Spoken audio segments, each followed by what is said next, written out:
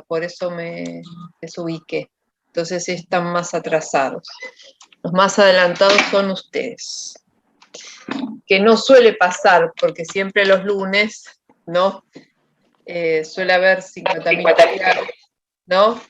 Sí, suele haber... Ay, no estaba así en el video, perdón. Suele haber un montón de feriados. En general no se trae. Bueno, algo con el audio de Diego, que hace como, no sé por qué,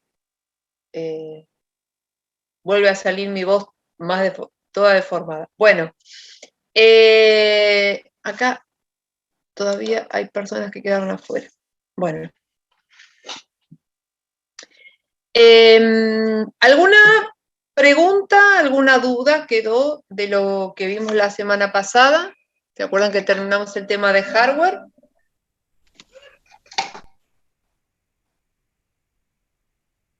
Bueno, supongo entonces que no. Vamos a empezar hoy con el tema de software, que hace 3 segundos les acabo de publicar. En realidad estaba publicado, pero no estaba visible. Bien.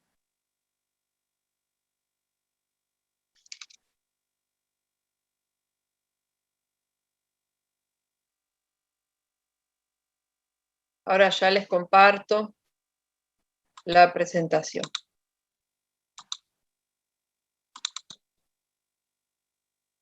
Bien.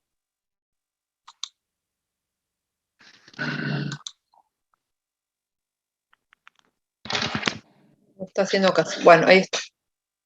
Bueno, vamos a empezar hablando hoy del software. La presentación que les acabo de compartir y que ahora vamos a empezar a desarrollar es la línea de estudio que ustedes tienen que seguir para preparar este tema de software. Acuérdense, seguro, en este volumen, como dice acá, la bibliografía es el volumen 2 del libro de Tecnología de la Información del profesor Martini. Pero hay muchas cosas que no vamos a ver. Entonces, como seguramente ya les dije, y si ya se los dije, se los repito, prefiero decirlo más de una vez que no decirlo. Para estudiar hay que tratar de seguir la línea de la presentación, ¿no? Lo que está en la presentación, que es lo que se da en clase, eso lo ampliamos de la bibliografía. Bien, entonces vamos a empezar hablando del software. ¿Se acuerdan que habíamos hablado del hardware? Y yo les dije que bueno, que igual mientras hablamos del hardware también hablamos del software, porque les conté más o menos cómo era el programa, hablamos dónde se almacenaba el software cuando se estaba ejecutando. Bien, vamos a ver algunos tipos de software. En general, podemos imaginar los tipos de software algo parecido a lo que estamos viendo en esta diapositiva, en esta imagen de la diapositiva. En el centro de nuestro sistema informático tenemos lo que solemos llamar el hard o el hardware. Ahora, rodeando al hardware, vamos a tener lo que vamos a llamar el software de sistemas.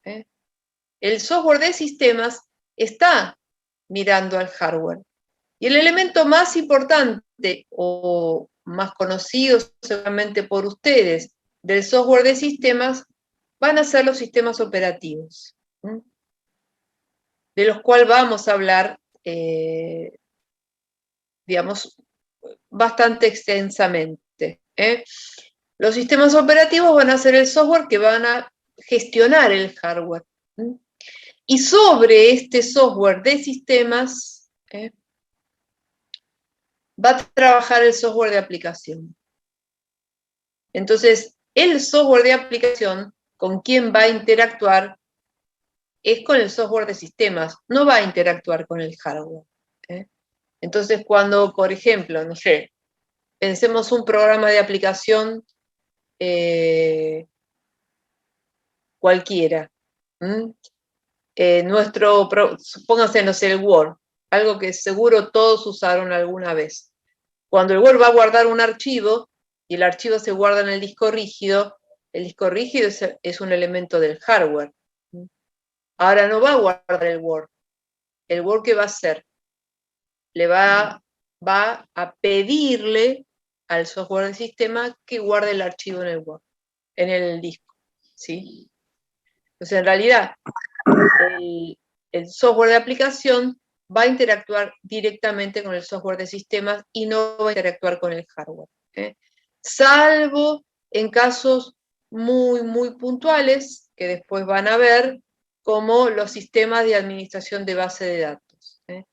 Los sistemas de administración de base de datos que van a ver en la unidad 4 con el profesor Martini, esos son un tipo de software de aplicación que va a interactuar de alguna manera con el hardware, pero son muy, muy poquitos. También algún tipo de software de usuario final, como puede ser, por ejemplo, un programa como el Access, que me permite hacer algún tipo de diseño de una base de datos, que me permite hacer consultas, que me va a permitir hacer algo que se va a acercar un poco a lo que es la programación de un sistema. Ese es lo que se llama un software de usuario final, y ese va a estar, fíjense, en la flecha esta está como mirando hacia adentro. Está mirando hacia nuestro sistema. Ahora, la realidad es que todo el resto del software de aplicación va a estar mirando ¿quién? A los usuarios, a los clientes, a los accionistas, a los proveedores. Todo eso está mirando hacia el afuera. Todo eso, ese software va a interactuar con el afuera, que van a ser, en general, vamos a decir, usuarios, son los que van a interactuar con el software de aplicación, y el software de aplicación va a interactuar con el software de sistemas. Nosotros no vamos a hablar mucho del software de aplicación, en general todo lo que tiene que ver con el software de aplicación lo van a ver con el profesor. Nosotros nos vamos a dedicar un poco más al software de sistemas.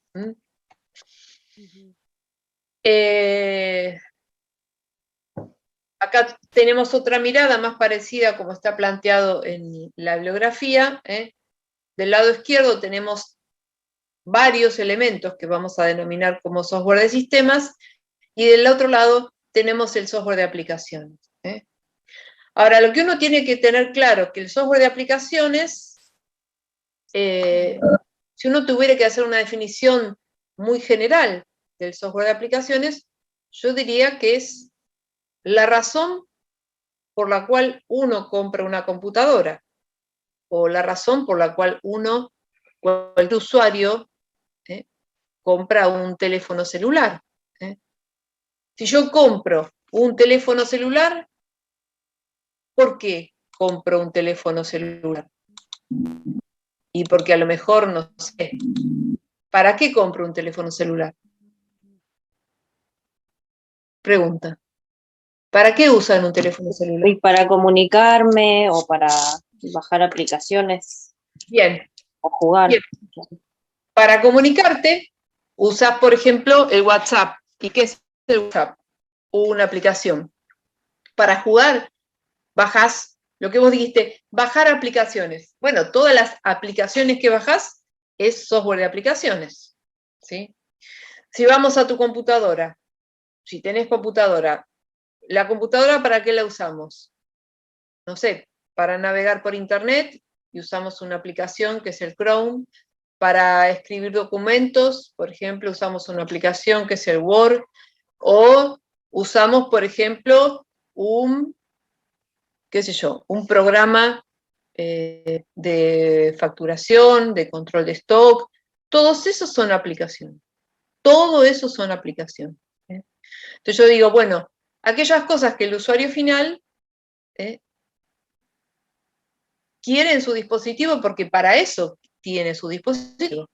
Nadie se compra una computadora para usar el Windows, por usar el Windows. ¿Qué va a hacer con el Windows? Nada. El Windows es solo un medio para usar otras cosas. Bien. Nosotros vamos a ver ahora el software de sistemas. Y en el software de sistemas vamos a ver los sistemas operativos. Una parte de los sistemas operativos que podemos nombrar separadamente, pero de alguna manera es una parte del sistema operativo, que son los intérpretes de comandos, que también se los llama shell, algunos programas utilitarios, que son programas que nos van a servir para el mantenimiento del sistema. Por ejemplo, el programa que sirve para formatear un pendrive. El programa que antivirus. Hay diferentes programas que ayudan a que mi sistema funcione de forma más eficiente. Entonces, esos podrían estar dentro de lo que vamos a llamar programas utilitarios. Muchos de estos programas utilitarios vienen junto con el sistema operativo hoy en día. Y después vamos a ver algo que está dentro del software de sistemas, que es lo que se usa para hacer programas. O sea, todo lo que tenga... disculpe, me distraje porque vi que había unas cosas en el chat y me puse a leer el chat. Estaba bien lo que ha comentado Lucía, ¿sí? Bueno, todas estas herramientas son las que van a usar los programadores justamente para fabricar ¿qué? Las aplicaciones, ¿no? Porque todas las aplicaciones que utilizamos son hechas por personas. Bueno, vamos a hablar un poco de eso. Bien. Entonces vamos empezando ahora de los sistemas operativos. ¿Qué va a ser un sistema operativo? Bueno, el sistema, siempre recuerden que cuando hablamos de un sistema es un conjunto de elementos que trabaja en forma, o sea, que se vincula para poder llevar a cabo alguna tarea. Bien, cuando hablo de un sistema operativo estoy hablando de un conjunto de programas que van a realizar diferentes funciones. En principio, van a gestionar el hardware, es decir, quién va a organizar dónde se almacenan los programas en mi disco rígido o en mi pendrive, cómo el programa le manda órdenes a la impresora, quién usa la CPU. ¿Se acuerdan que hablamos que había una sola CPU? Después en un rato vamos a hablar cómo es que se alternan los programas en el uso de la CPU. Bueno, todo eso lo va a gestionar el sistema operativo.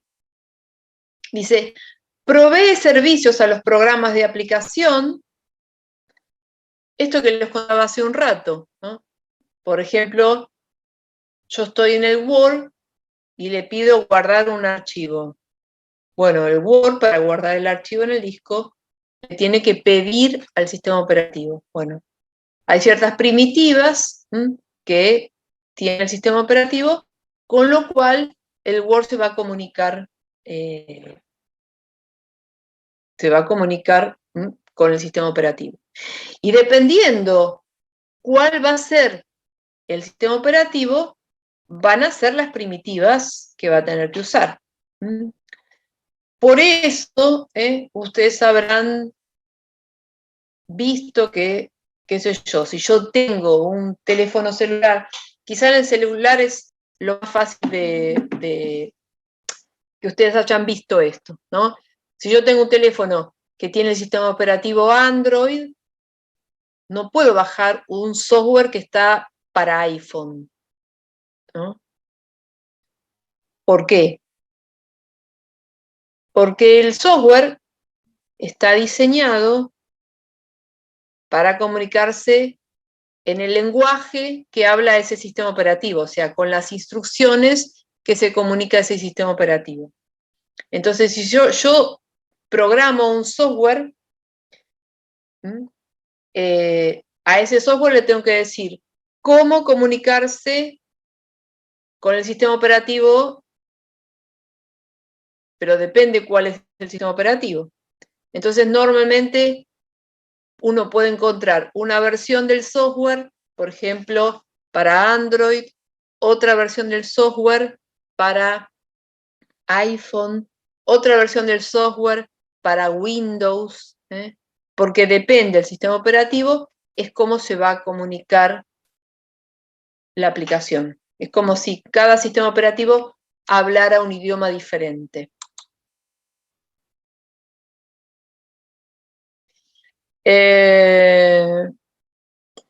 Bien. Entonces, provee servicios a los programas de aplicación. También provee servicios a los usuarios, porque, por ejemplo, el sistema operativo me permite agarrar y guardar un archivo en un pendrive, o cambiarle el nombre, o borrarlo. Bien, acá dice esto de se ejecuta en un modo privilegiado. Quizá esta es una de esas cosas que cuesta un poco entender, ¿no? ¿Se acuerdan que la otra semana, cuando hablábamos de la CPU, yo les conté que la CPU se dedicaba a ejecutar todos los programas, que lo único que hacía era ejecutar instrucciones de los programas. Y todos los programas los va a ejecutar la CPU. Pero cuando hablo de todos los programas, estoy hablando también del sistema operativo, porque el sistema operativo es un programa. Entonces, en la CPU se va a ejecutar el sistema operativo, supóngase un sistema operativo, y todas las aplicaciones que yo tengo abiertas. Todas esas se van a ejecutar en la CPU. Ahora, la CPU se va a alternar entre todos esos programas que están abiertos. Ahora, ¿quién o cuál de todos esos programas va a recibir la CPU siempre, siempre, siempre, antes que los demás? El sistema operativo. Por eso dice que se ejecuta en modo privilegiado. Por ejemplo, relacionado con esto, no sé si habrán visto que a veces hay algunas aplicaciones que dice seguir ejecutando en segundo plano, ¿no? Porque, bueno, la dejo la aplicación que siga abierta, pero segundo plano es como va a estar más lenta, o no se le va a dar tanta prioridad. Bien, el sistema operativo siempre, siempre, siempre recibe primero la CPU que nadie más. La recibe, lo que pasa es que va a recibir el sistema operativo la CPU, y una vez que la recibe, ¿qué va a hacer? Va a decir, bueno, la CPU se la doy a, no sé, el Word. Cuando termina de usarle el Word, ¿a quién vuelve? Al sistema operativo. Y ahora el sistema operativo dice, bueno, ahora la CPU se la doy al, no sé, a Netflix. Termina de ejecutar Netflix, vuelve al sistema operativo. El sistema operativo dice, bueno, ahora se la doy a, ¿sí? Siempre, siempre, quien va a recibir la CPU es el sistema operativo. A eso se refiere cuando dice que se ejecuta en un modo privilegiado. Ok, una pregunta, o sea que él administra quién va a usar o no la CPU. Sí, claro.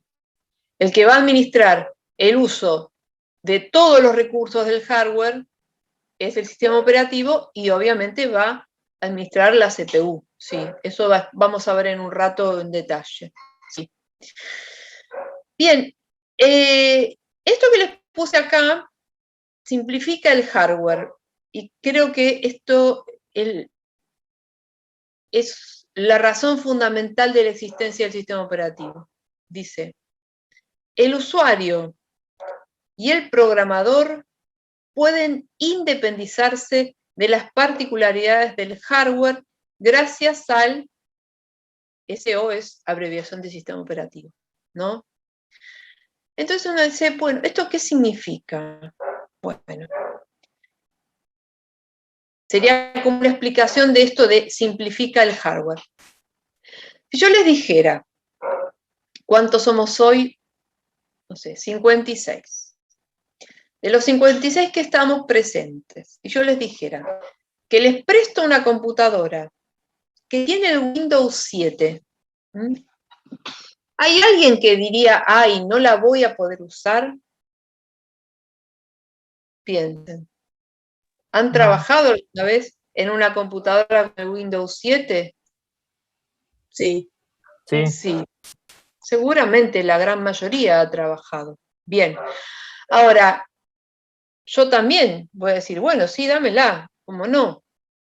Ahora, yo puedo trabajar con la computadora y, de todas maneras, puedo no tener idea de cuál es la CPU, cuánta memoria RAM tiene, a qué velocidad trabaja el disco rígido, qué espacio tiene vacío el disco rígido. La verdad, ¿necesito saber eso para usar la computadora?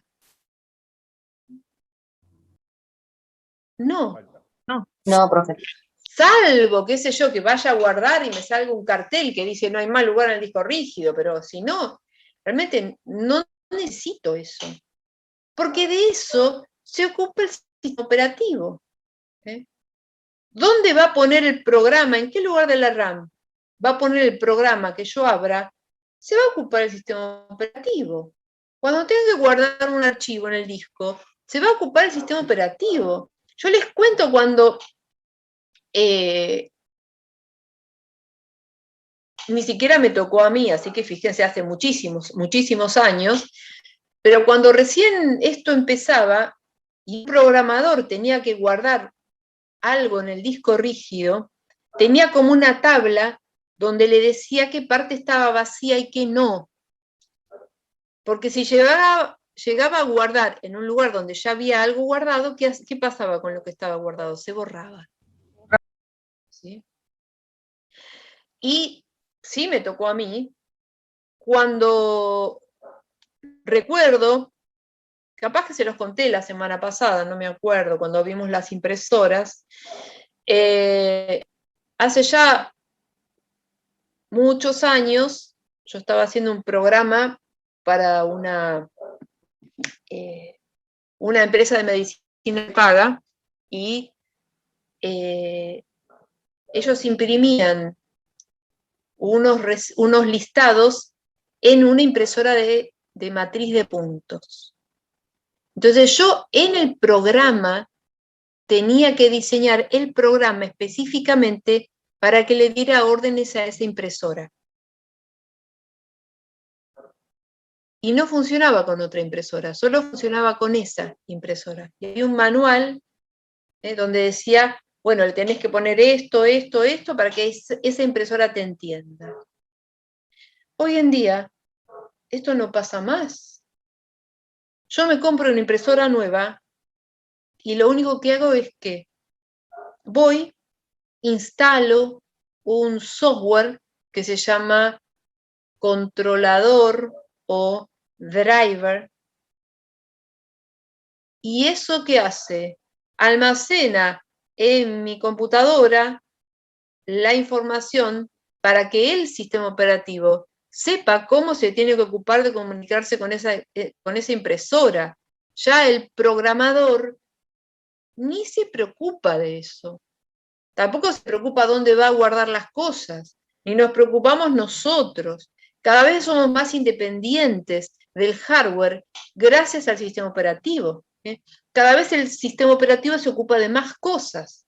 Por ejemplo, todos dicen, guardo en el escritorio. ¿Alguno sabe qué es el escritorio? No, profe. El escritorio es una carpeta. Ni más ni menos. Que la puedo buscar. Pero el escritorio es una carpeta. Yo lo veo con forma de escritorio y me imagino que es un escritorio y dejo las cosas ahí como si realmente estuviera en mi escritorio de madera, pudiera acá dejar los archivos. Pero en realidad es una carpeta. El sistema operativo hace que yo lo vea así. Buscando cada vez más la comodidad del usuario y del programador. Bien. ¿Más o menos se entendió? Sí. Sí, profe. Bueno. Algunos sistemas operativos que podemos ver acá, acá les enumeré algunos, el Windows, el Unix. El Unix es un sistema operativo que se utiliza mucho para servidores, no se utiliza para computadoras personales. El Linux, o Linux, como lo quieran leer, es un sistema operativo de algo que se llama software libre, que después vamos a hablar con un poco más de detalle, que sirve para computadoras personales, pero también sirve para servidores. Hay muchos de los servidores que existen hoy en día en Internet, que el sistema operativo que tienen es Linux, y otros tienen Unix. Les aseguro que ninguno tiene Windows. Porque en general Windows es un sistema operativo no muy eficiente, no muy confiable. Había un Windows, ¿no? Para redes, ¿puede ser? Sí, hubo un Windows para redes, pero de esto hace, no sé, 15, 20 años atrás, debe ser, más o menos, que se llamaba Windows NT, pero era un Windows para redes, no para funcionar como un servidor. Hoy el Windows ya trae las cosas para que funcionen para que vos tengas una red. Si no, no estarías conectado con el Wi-Fi, por ejemplo, ¿sí? Esto era en la época que todavía el tema de tener una red era una cosa rara, entonces había que instalar un sistema operativo especial. Los sistemas operativos de hoy en día todos ya vienen con las utilidades necesarias para funcionar en red, ¿sí? No, lo que yo estoy diciendo es un servidor, por ejemplo, que atienda a, no sé, 300 usuarios. Eso, el Windows en general no es un sistema operativo aconsejable. En ese contexto, en general se utiliza o Unix o Linux. Después tenemos el sistema operativo Android, que muchos de ustedes conocen, porque hoy en día se ha convertido en un estándar en la telefonía celular, que es ni más ni menos que una adaptación del Linux para la telefonía celular. Y pues acá tenemos en esta imagen de la derecha algunos sistemas operativos que a lo mejor habrán escuchado nombrar. El BlackBerry, ¿se acuerdan del BlackBerry? Que venía, era un teléfono que traía su sistema operativo, lo mismo que hace iPhone, ¿no? Apple es una empresa que tiene su dispositivo de hardware y su sistema operativo, ¿no? O sea, el iPhone solo, el iOS o iOS solo funciona en el iPhone, ¿sí? Como este que está acá, que se llama el Mac OS, solo funciona en la computadora Mac, que sería como la PC de Apple, ¿sí? Fíjense que todos esta OS viene de sistema operativo en inglés, ¿sí? Operating System. Bien, hoy en día en la telefonía celular prácticamente los otros sistemas operativos que estaban como el Symbian también, que usaba Nokia, el Windows Móvil, el BlackBerry, todos estos han ido desapareciendo y hoy en día prácticamente tenemos el universo de Android que propone un universo abierto con gran oferta de software, con la posibilidad de correr en un montón de dispositivos diferentes, y del otro lado de la vereda tenemos Apple con su modalidad de utilizar un sistema operativo totalmente cerrado, donde... esperen que cerré, que estábamos escuchando el ruido de la casa de alguien. Acuérdense, cuando ustedes abren para hablar, pero después ciérrenlo, porque si no se olvidan y escuchamos cosas que no ayudan a la clase. Igual acuérdense que en cualquier momento hablen, no tengo ningún problema. Al contrario, me gusta que hablen. Bueno, está diciendo que en la telefonía celular tenemos esta dicotomía, una estructura muy cerrada, como la del iPhone, y por otro lado, otra muy abierta, que empezó tímidamente, pero cada vez se está, digamos, imponiendo más, justamente porque permite la colaboración de muchos. Después seguramente, o capaz que ya hablaron de ese tipo de cosas con el profesor. Pero los estándares abiertos son en realidad, es la tendencia de hoy en día. Bien.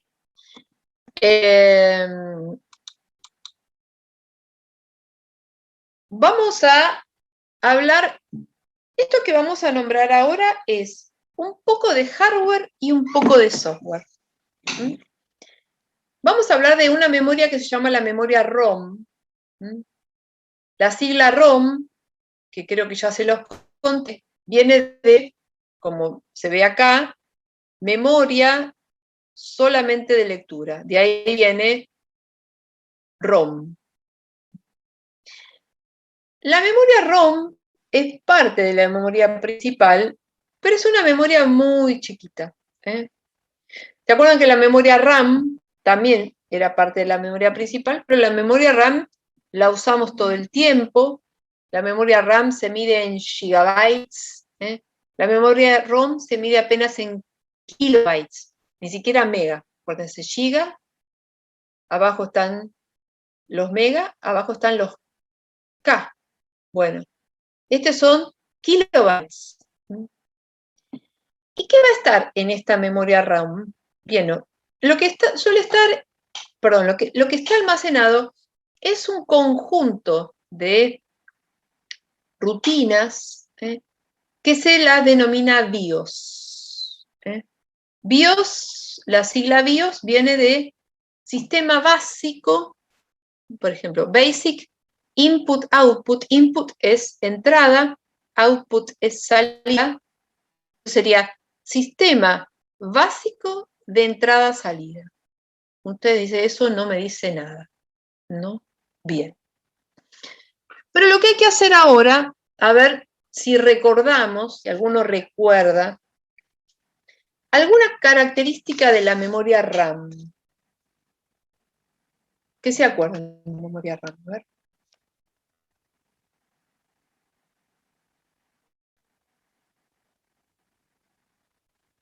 Estamos mal.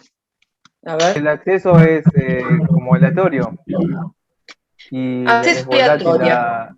la información se borra, digamos, una vez que no tiene energía, ¿puede ser? Bien, Sebastián, esa es la clave. Cuando la memoria RAM no tiene energía, se borra. Entonces, pregunto, a ver, hablo así, veo alguna cara. Cuando la computadora está apagada, ¿qué hay en la memoria RAM?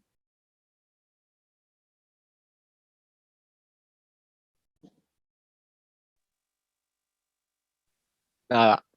Imagino que nada. No tiene energía. Claro, no tiene energía, en la memoria no hay nada cuando no tiene energía. Uno podría imaginarse que la memoria RAM fueran como, no sé, millones de bombitas que están prendidas, los unos, o están apagadas los ceros.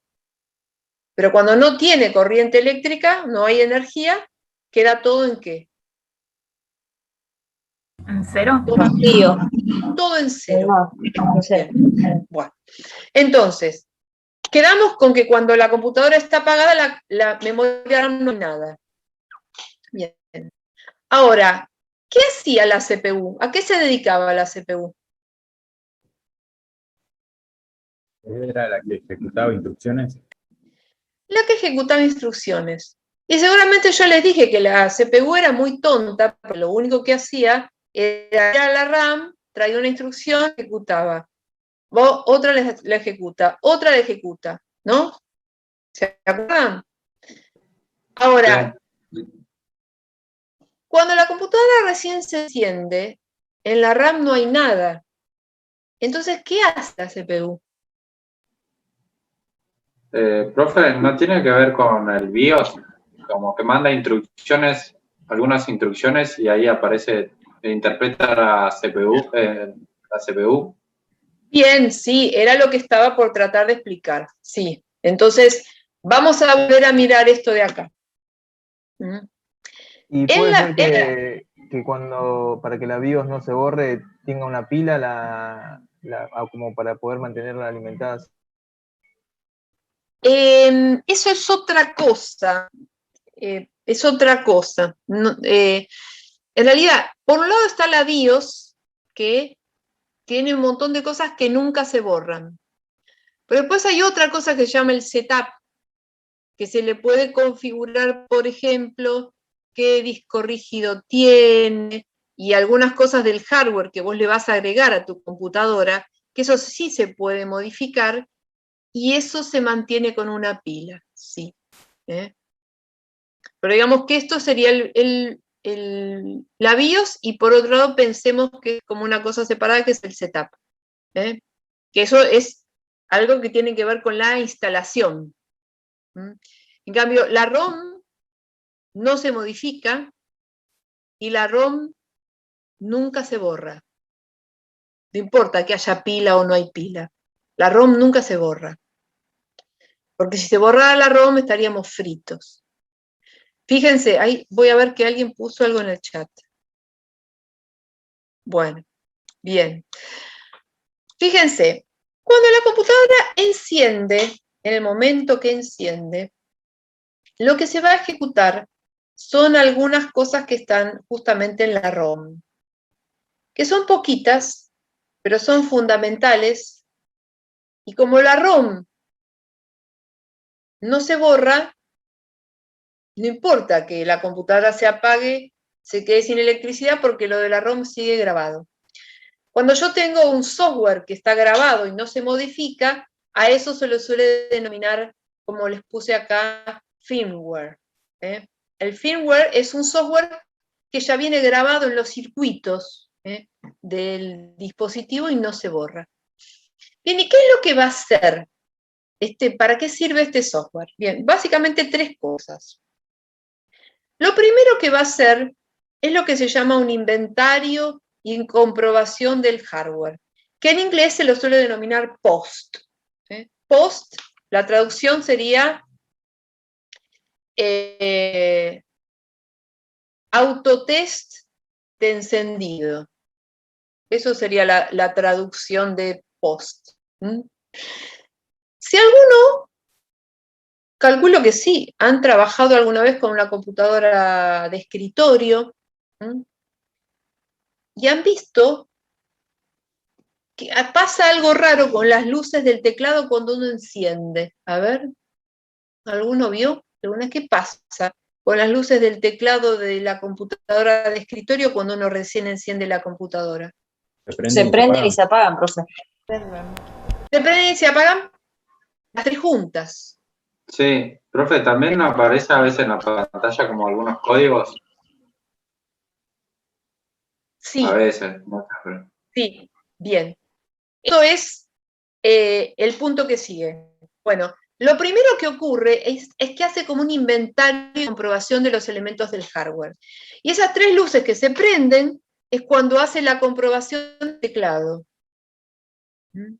También va a hacer la comprobación del disco rígido, que en mi computadora, por ejemplo, no está la luz, tendría que ponerme así de costado para ver, pero el disco rígido suele tener una luz, que cuando se lee, digamos, cuando se está usando titila, también prende la luz del disco rígido. Si tiene una lectora de discos ópticos, también va a prender la luz de la lectora. En realidad, ¿qué hace? Hace un chequeo de los elementos. Y una de la memoria RAM también chequea todos estos elementos. Y si está todo bien, sigue adelante. ¿Con qué va a hacer? Va a inicializar los dispositivos del hardware que lo requieran. Los más elementales. Los más elementales para que el sistema funcione o arranque, por ejemplo, el teclado. Va a inicializar el teclado. Para eso va a cargar en la memoria RAM un pequeño software para poder gestionar el teclado. Va a cargar en la memoria RAM un pequeño software para poder gestionar el monitor. Y a partir de ahí voy a empezar a ver todas esas letras que decía recién el compañero, a veces uno ve sobre el fondo negro, unas letras blancas. Eso es parte de este primer proceso de inicialización del hardware. Pero fíjense que no veo ninguna pantalla hermosa, ni colores, nada. Blanco y negro. Todavía la computadora está arrancando. Bien, y viene el último punto. El inicio del sistema operativo. A esto lo llama el booteo, o boot, en inglés. Bien, acá, ¿qué es lo que hace? Bueno, este pequeño software, o el boot, lo que hace es buscar el sistema operativo. Normalmente, si es mi computadora personal, va a estar en el disco rígido, y una vez que lo encuentra, lo carga en la memoria RAM. A partir de ahí, cuando empiezo a ver la pantalla azul, o me pone Windows está inicializando, me aparece el circulito dando vueltas, empiezo a ver otra clase de elemento en el monitor, porque una vez que el Windows se carga, el que toma el control de mi computadora, de mi sistema informático, es el sistema operativo. O sea, a partir de acá, la ROM deja de tener una relevancia. Lo importante de la ROM tiene que ver justamente con este proceso de inicialización. Entonces, la ROM es fundamental, y por esa razón la ROM no se borra.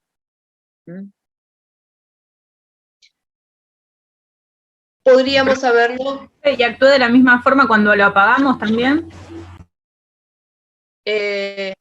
Cada vez que vos encendés la computadora pasa esto. Y también pasa cada vez que encendés el teléfono celular.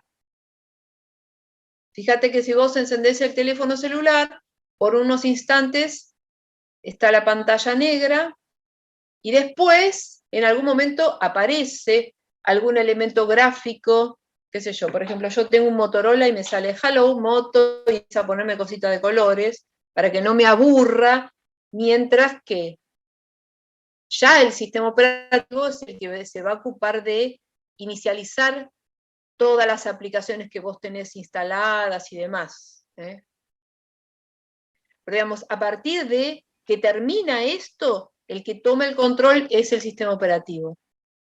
Hasta acá se están ejecutando estos 3 pasos que tienen que ver con las rutinas que están en lo que se llama la BIOS, que está almacenado en la memoria ROM. ¿Sí? ¿Alguna pregunta? Sí. El sistema, el ROM, ¿después pasa a la RAM? ¿Dijo eso? ¿O? No, en el momento, no, lo que va a pasar a la RAM es Fíjate que acá dice, carga de cierto software básico. Cuando yo digo que algo se carga, eso se va a cargar en la RAM.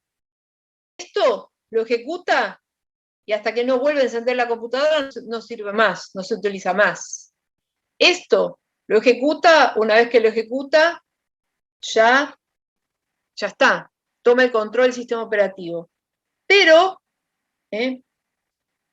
los programas que sirven para gestionar los periféricos, como el teclado, como el del monitor, siguen estando en la RAM.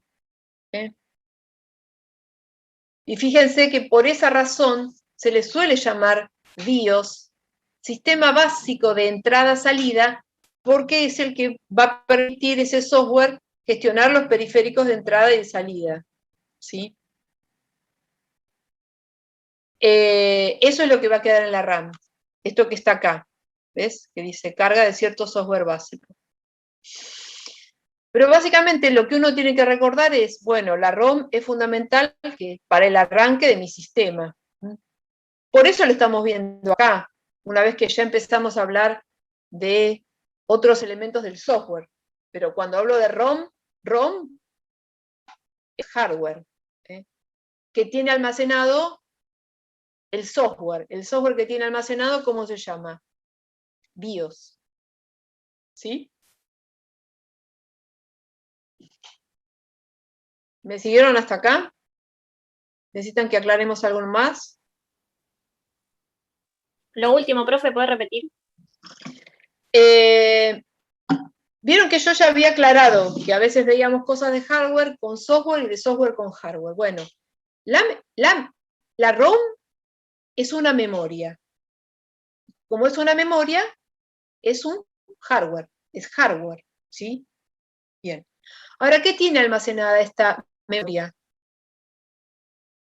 Lo que tiene almacenado es lo que se suele llamar la BIOS. ¿Y la BIOS qué es? El software que tiene almacenado en la memoria RAM. Un software que nunca cambia, que se graba en el proceso de fabricación de la ROM, que no se puede borrar, pero es un software. Bien. Vamos a hacer un pequeño intervalo, 5 minutitos, digamos, yo tengo I22, digamos, I28, digamos, I28 retomamos. A ver, ¿alguien puso algo en el chat antes de irme?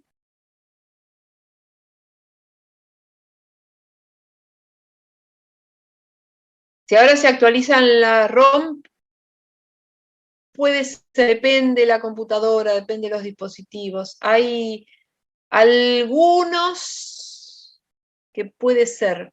En general no, pero puede ser. Pero vamos a tomarlo así, vamos a simplificar un poco, porque si no se me van a volver locos. Pensemos, memoria ROM, eso viene grabado de fábrica y no se actualiza.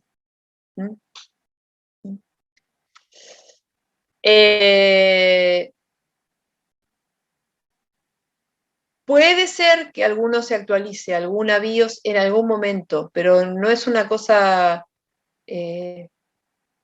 sencilla y depende de los dispositivos, Emiliano, no, o José, no sé cómo decirte. Entonces, si tenemos que tomar una generalidad, que es la idea, decimos que no se actualiza. Siempre viene grabado de fábrica y siempre va a ser así.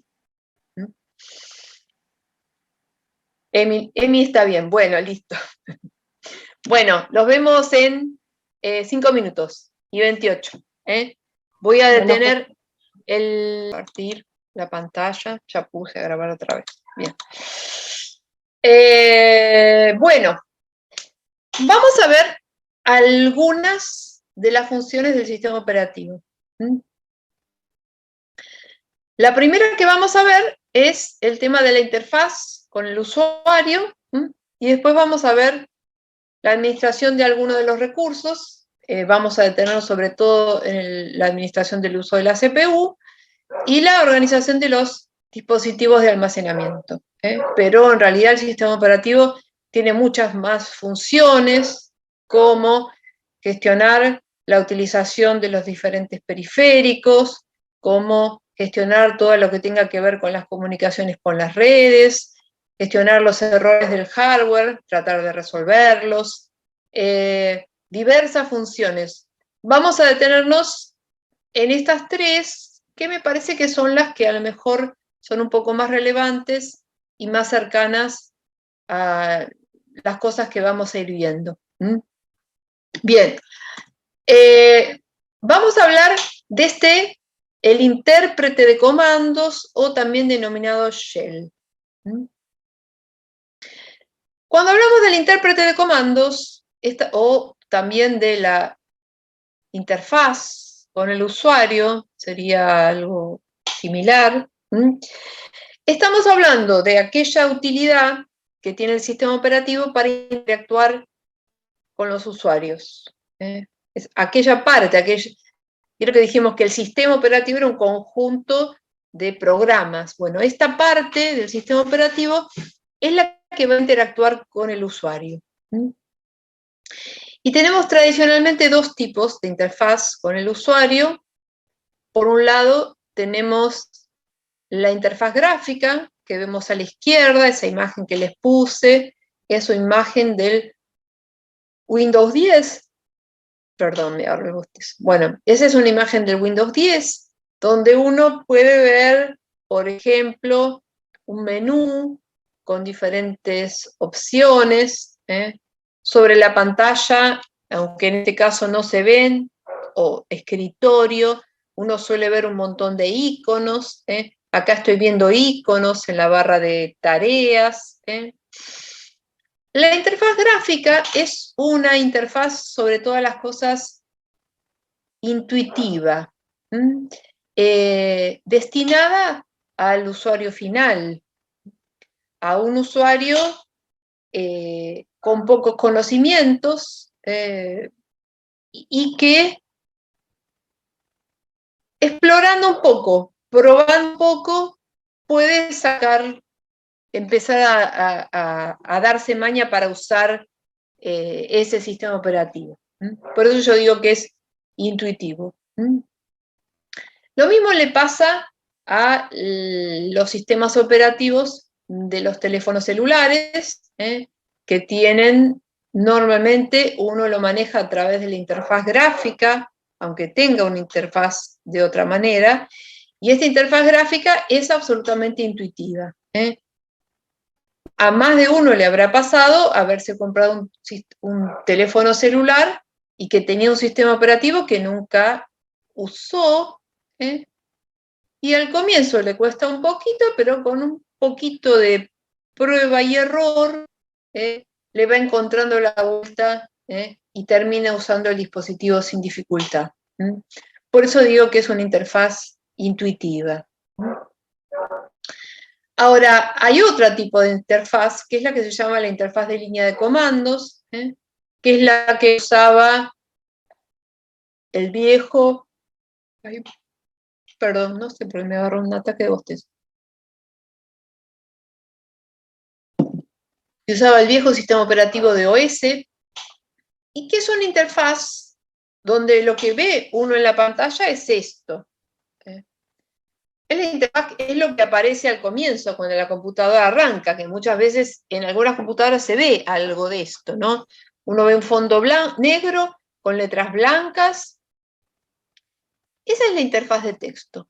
La interfaz de texto, o también que se llama de línea de comandos, porque es una línea donde uno tiene que escribir el comando que quiere. Para pedirle algo que haga el sistema operativo le tengo que escribir.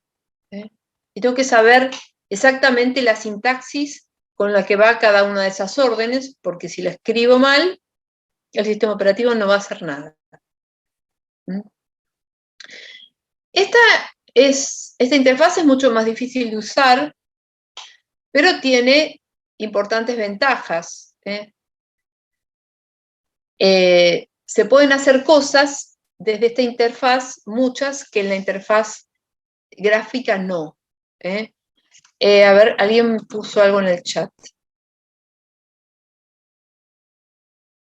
Acá Sebastián dice que lo primero que vio fue el DOS y tenía que saber todos los comandos. Claro, yo recuerdo que tenía un libro así, sin exagerar, de las órdenes del DOS. Y uno se las tenía que aprender de memoria. Y si no, si quería hacer algo y no sabía, tenía que ir a buscar el manual.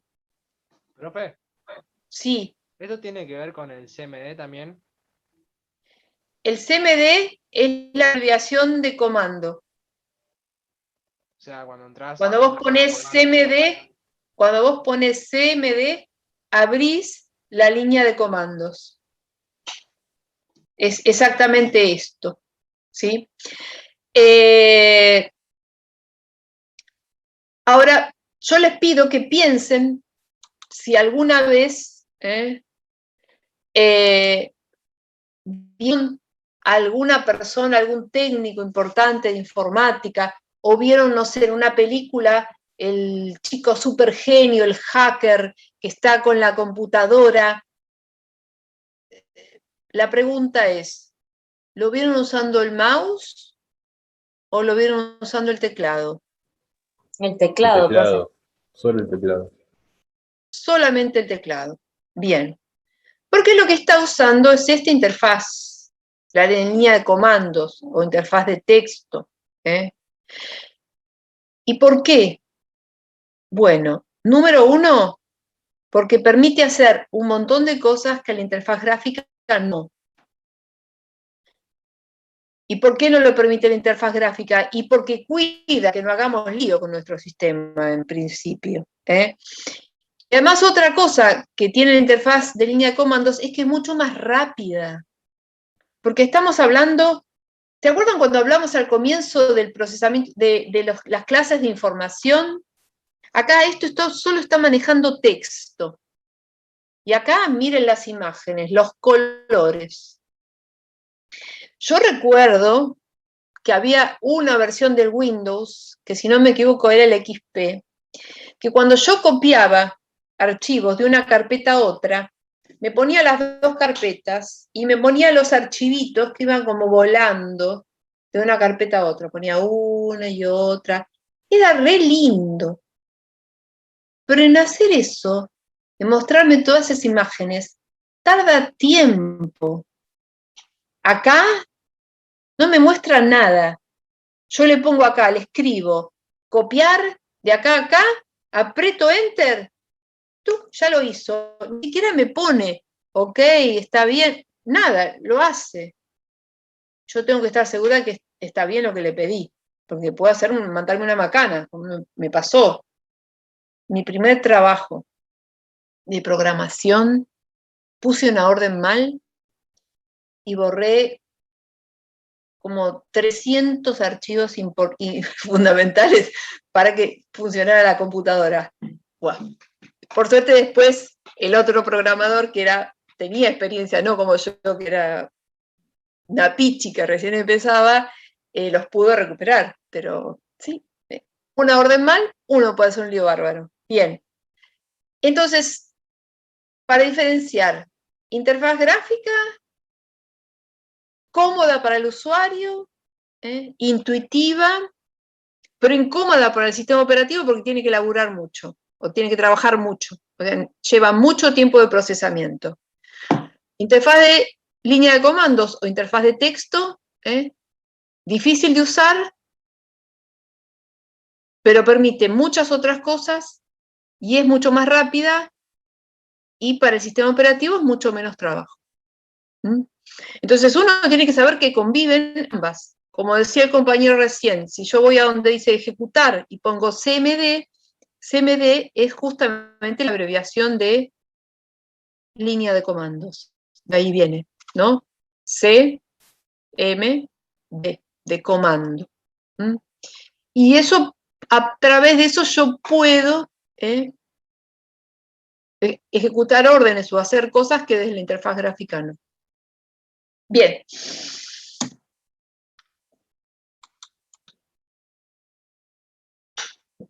Déjeme que mire la hora del teléfono. Profe, Sí, decime. dijo que había 3 tipos.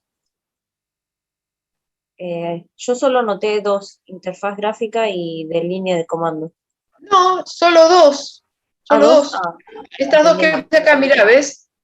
Una, bueno. esas Sí. 2. Gracias. Está bien. No, de nada. Bien.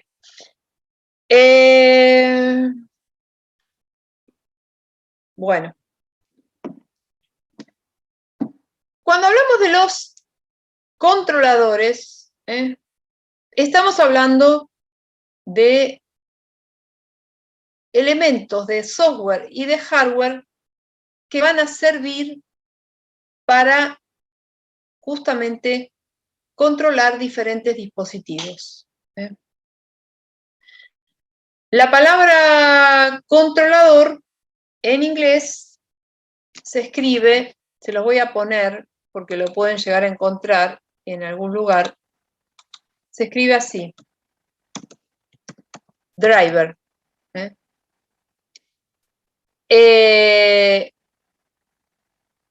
Cuando hace un rato, por ejemplo, yo les contaba que cuando yo instalo una impresora,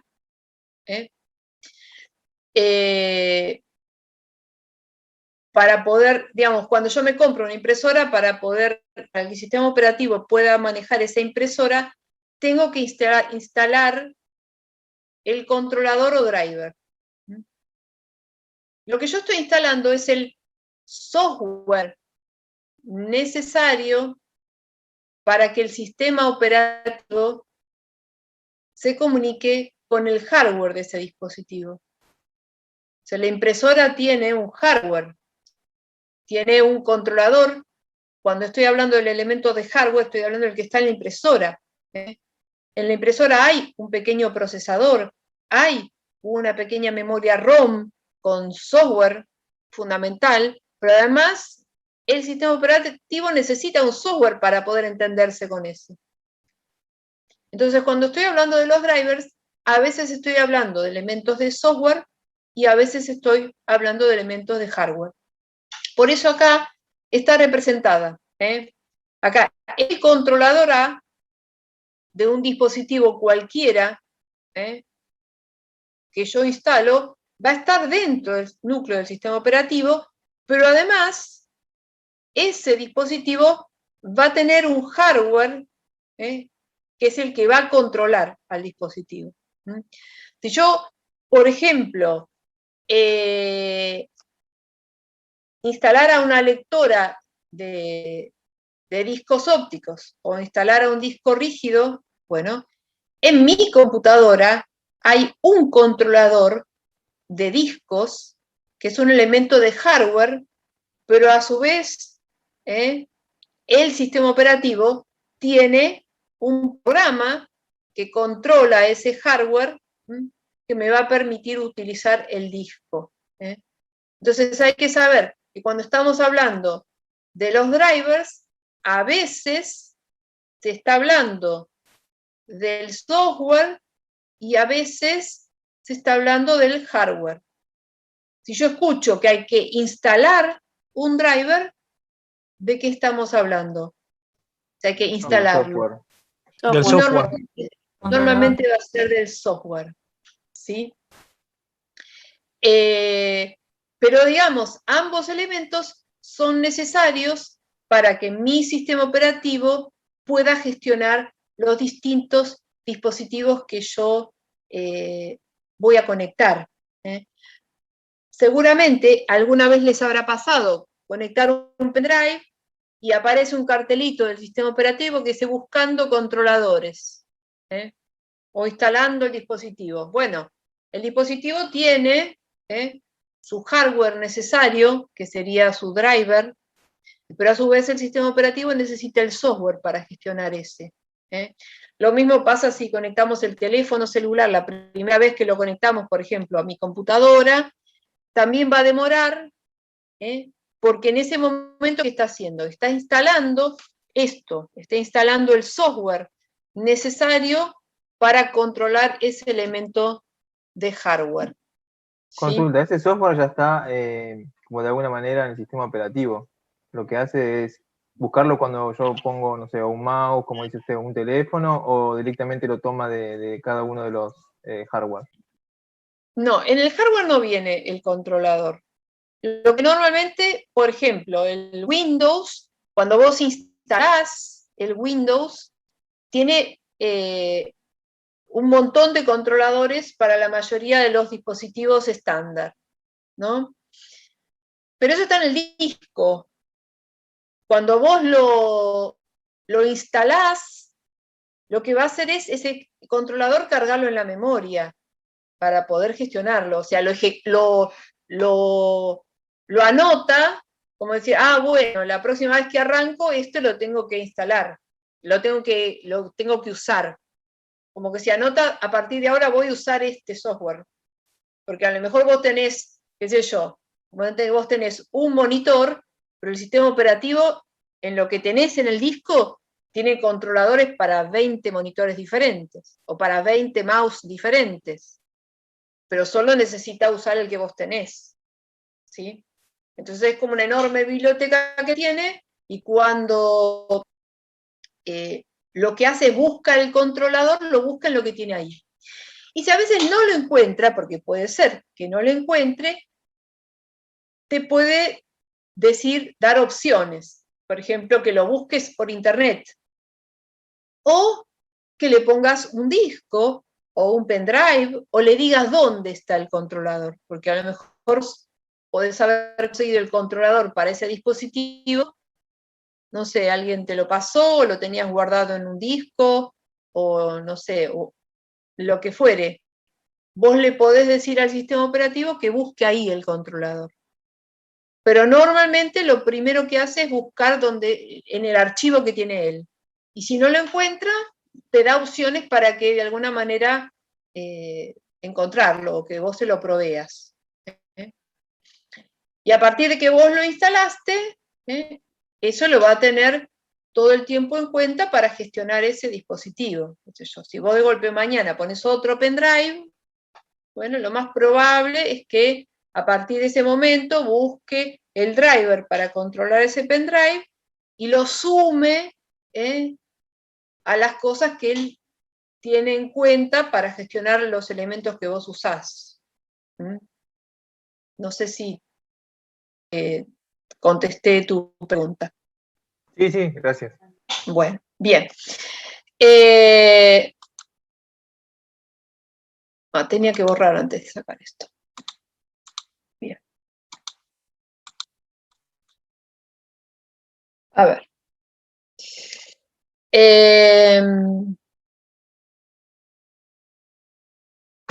Estoy pensando porque nos quedan 10 minutos.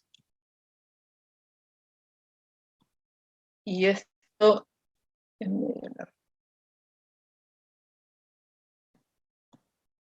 Bueno, voy a hacer esto. En lugar de ver la administración de la CPU y la memoria, que con 10 minutos no nos va a alcanzar, vamos a ver esto del sistema de administración de archivos. Yo igual me lo voy a anotar, pero cualquier cosa, acuérdense que tenemos que ver esa parte. Bien. Vieron que yo les dije que del sistema operativo vamos a ver 3 cosas. La interfaz con el usuario, la administración de los recursos y el sistema de administración de archivos. ¿Sí? Bueno, la administración de los recursos lo dejamos para la semana que viene. Bien. ¿Qué es el sistema de administración de archivos? Bueno, el sistema de administración de archivos es la parte del software, de este sistema que va a servir para organizar los archivos en los dispositivos de almacenamiento.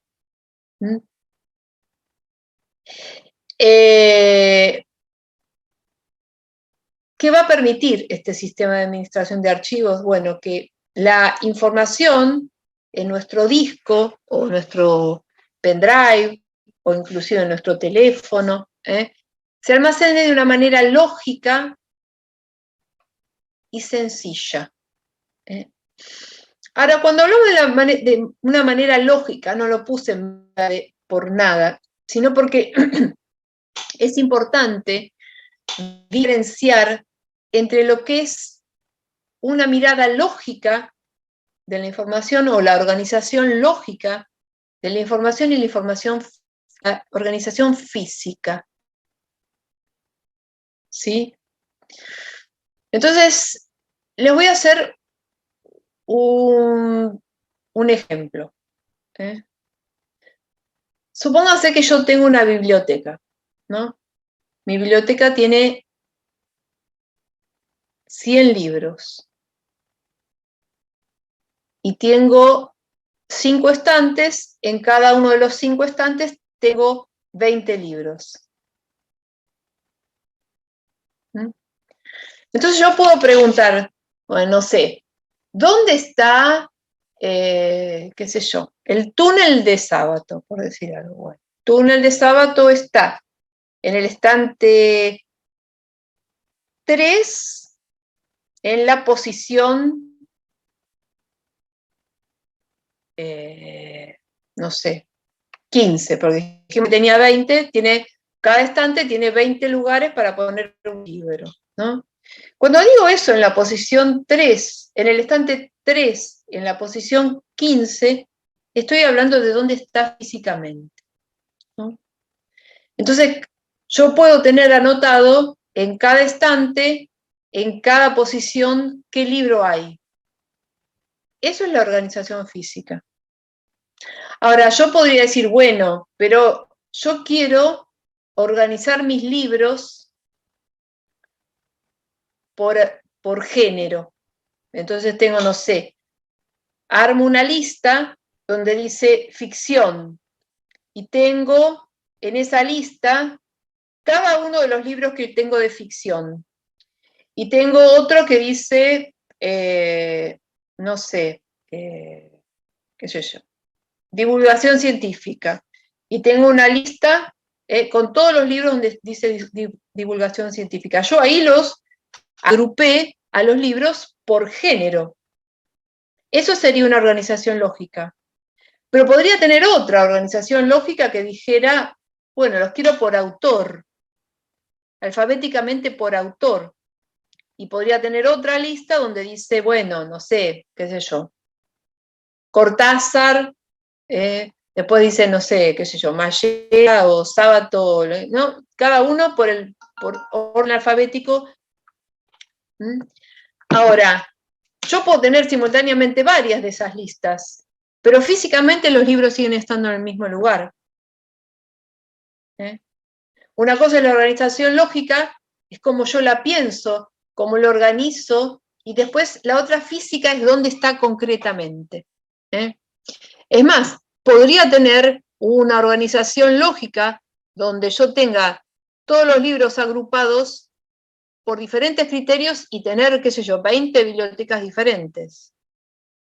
O sea, físicamente pueden estar en cualquier lado. Pero desde el punto de vista lógico yo puedo saber, bueno, cuántos libros tengo de Sábato, cuántos libros tengo de Cortázar y demás. Entonces, cuando yo estoy hablando de la organización lógica de la información, voy a estar hablando de esta cosa que nosotros conocemos como los archivos, las carpetas. En realidad los archivos, las carpetas como tales, no existen. Es algo que el sistema operativo organiza de una forma linda y sencilla para que para nosotros sea fácil, no solamente para nosotros, también para el software, sea fácil encontrar la información en los dispositivos de almacenamiento. Eso es lo que va a hacer el sistema de archivos. El sistema de archivos por ejemplo, me va a permitir, tanto a mí como a los programas de aplicación, abrir un archivo, cerrarlo, cambiarle de nombre, borrarlo, renombrarlo. Todas esas cosas es lo que el sistema de archivos me va a permitir hacer a mí. Y otra cosa que va a hacer el sistema de archivos es gestionar la seguridad de los archivos. Es decir, no va a permitir que dos procesos abran simultáneamente el mismo archivo, por lo menos no con la misma jerarquía. Es decir, supónganse que yo estoy en un sistema de red, ¿no? Que varios usuarios pueden abrir, no sé, el archivo de personal de la empresa. Entonces hay una persona que abre el archivo de personal y dice, hay que modificar la dirección de Juan Pérez. Entonces abre el archivo donde tiene todos los empleados y las direcciones de los empleados y va a modificar la dirección de Juan Pérez, ¿no? Imagínense, ese archivo lo tiene en la memoria. Ahora hay un segundo empleado que abre de vuelta el mismo archivo. Solo te permite lectura. Bueno, claro, la segunda vez solo le va a permitir de lectura, no le va a poder permitir, digamos, grabar información, porque si no puede generar muchas inconsistencias en información. Entonces, una de las cosas que hace el sistema de administración de archivos es, si hay dos que están usando el mismo archivo, le va a dejar modificarlo solo al que lo abrió primero. Y muchas veces les puede haber pasado, por lo menos a mí me ha pasado, no sé, a lo mejor van a abrir un archivo, ¿no? Qué sé yo, estaban haciendo un trabajo para la facultad, le hacen doble clic para abrirlo, y de golpe la computadora tarda, uno se aburre, dice, no me hizo caso, va y lo abre otra vez. Y después, de alguna manera, por alguna razón, mi sistema estaba demorado haciendo otra cosa, y cuando reacciona, me lo abre 2 veces. Ahora, van a ver que al lado del nombre va a decir entre paréntesis que solo lectura. Cuando pasa eso es porque el sistema operativo, yo le pedí que me lo abriera 2 veces. Entonces, el que dice solo lectura no me lo va a dejar grabar. Si lo quiero grabar, lo voy a tener que grabar con otro nombre. Es decir, que voy a generar un segundo archivo. El archivo original no me lo va a dejar grabar. Eso es parte de lo que el sistema operativo hace para mantener la seguridad de los archivos. Bien.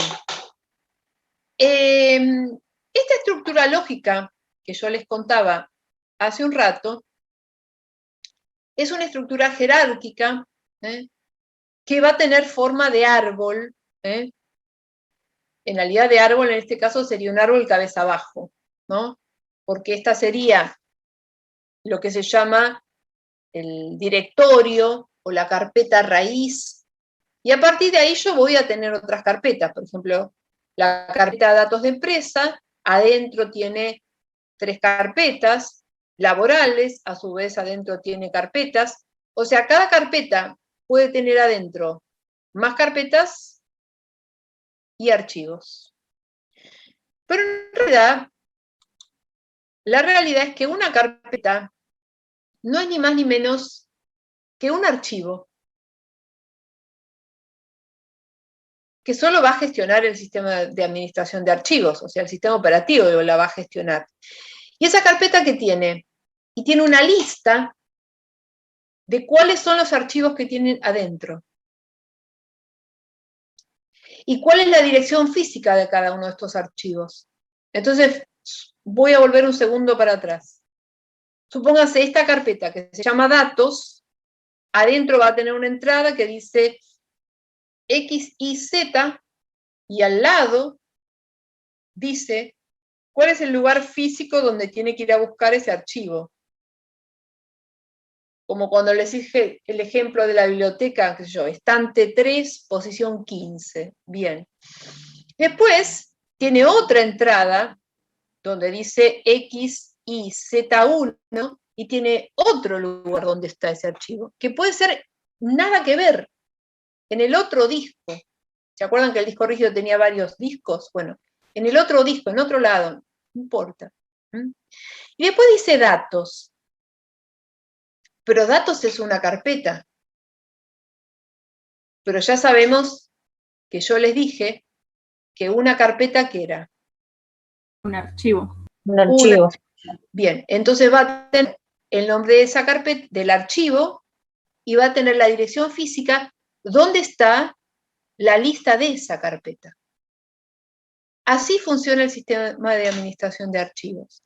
Y si yo, por ejemplo, supónganse que agarrara este archivo y lo muevo acá, en realidad físicamente sigue estando en el mismo lugar. Lo único que va a hacer es cambiarlo de lista. Por esa razón, cuando yo muevo archivos dentro del mismo dispositivo, lo hace tan rápido. Cuando yo copio, tarda más. Porque cuando yo muevo, lo único que hace es lo cambia de lista. Bien. Después tengo, ¿qué es un archivo? Bueno, un archivo es un conjunto de bytes relacionados bajo un mismo nombre. Nada más. El sistema operativo va a guardar información de cuántos bytes va a ocupar ese archivo y en qué lugares del disco están esos bytes. Y también en el nombre, esto es una cosa importante que tiene que ver con lo que vimos la primera clase. En el nombre del archivo hay una partecita que es lo que se llama la extensión, que a veces se ve o a veces no se ve, pero la extensión en el nombre del archivo me está diciendo de qué manera está codificada esa información. Entonces, si mi archivo tiene docs, está codificado de una manera que un procesador de texto como el Word lo puede leer. Si dice TXT, es porque es información solo de texto y nada más. Si dice MP3, es porque es un archivo con formato de música. Entonces, los ceros y los unos que están en ese archivo están organizados de una manera en particular. Por eso no lo puede leer cualquier aplicación. Lo tiene que leer una aplicación que esté diseñada, que haya sido programada para leer ese formato de archivo. Bien, y última cosa para terminar con la clase de hoy. Los discos rígidos, sobre todo, se le puede hacer algo que se llama una partición. Una partición es una división de un disco de forma lógica, aunque físicamente siga siendo un único disco. Esto que estemos viendo acá abajo, por ejemplo, es de una computadora que tiene un solo disco rígido, y ese disco rígido está dividido en dos. Entonces, el sistema operativo, o sea, está dividido en dos, ¿por qué? Porque tiene una partición. Entonces, el sistema operativo ve el disco rígido como si fueran dos discos separados. Y uno dice, bueno, ¿y esto para qué sirve? Y bueno, por ejemplo, podría tener en esta computadora que está, de la cual saqué esta captura, podría tener, qué sé yo, el sistema operativo Windows y acá el sistema operativo Linux, si yo quisiera. Y uno dice, bueno, ¿y para qué me sirve? Y bueno, a lo mejor quiero usar una aplicación que solo está en Linux. Entonces la puedo instalar en una partición aparte. O lo que en esa computadora yo hacía en su momento era tener separado, por un lado, todos los datos del sistema operativo y de las aplicaciones en el disco C, y en el disco D tenía los datos. Entonces, si llegaba a tener algún problema con algún virus o con el sistema operativo, esta parte la puedo borrar, la puedo formatear sin perder lo que está acá, porque están separados. Para mí, personalmente, es una práctica interesante para darle mayor seguridad a los datos que yo tengo almacenados, porque en general todas las aplicaciones y el sistema operativo son fáciles de conseguir otra versión, pero de mis datos no. Bien, y una última cosa que quiero que observen, fíjense, este disco rígido, que es uno solo, es un disco de 500 GB. Pero si acá sumamos los 223 que tengo acá, con los 229 que tiene acá, no me da 500 GB. Me da 40 y pico de gigas menos. Y uno dice, ¿y por qué? A lo mejor les habrá pasado, por ejemplo, este pendrive que está acá, la capacidad del pendrive son 2 GB. ¿Y por qué me pone 1,85? ¿Me robaron? No. Esa es la parte del disco que el sistema operativo guarda para almacenar todo esto que les conté acá, el sistema de archivos. Todos los nombres de las carpetas, con las direcciones físicas de los archivos y demás, está en ese pedacito que no me deja usar. Eso lo reserva para el sistema operativo. ¿Lo reserva para qué parte del sistema operativo? Para el sistema de administración de archivos.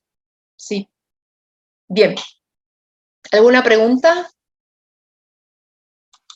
Profe. No. No, profe. En la imagen, lo de abajo del disco. A ver, se me cortó, pero lo vuelvo a poner acá. ¿Qué me decías? ¿Qué? Que no te escuché. La parte de almacenamiento extraíble. Esos son como la parte de entradas y salidas, ¿no? Todos son de entradas y salidas. Lo que pasa es que el disco rígido suele estar siempre adentro de tu computadora. En cambio, los dispositivos de almacenamiento extraíble en esta computadora es la unidad de DVD, que es un disco que yo pongo y saco, y este es un pendrive, que en ese momento estaba enchufado. Si yo lo desenchufo, esto directamente desaparece. Puedo enchufar 3 pendrive y me van a aparecer los 3 ahí. ¿Sí? Ah, perfecto. Bueno, chicos, los dejo. Nos estamos viendo el lunes que viene. Gracias, profe. Buena semana. Gracias, profe. Buenas Buenas noches. noches. Gracias, profe. Gracias. Chao, profe. Buenas noches, profe.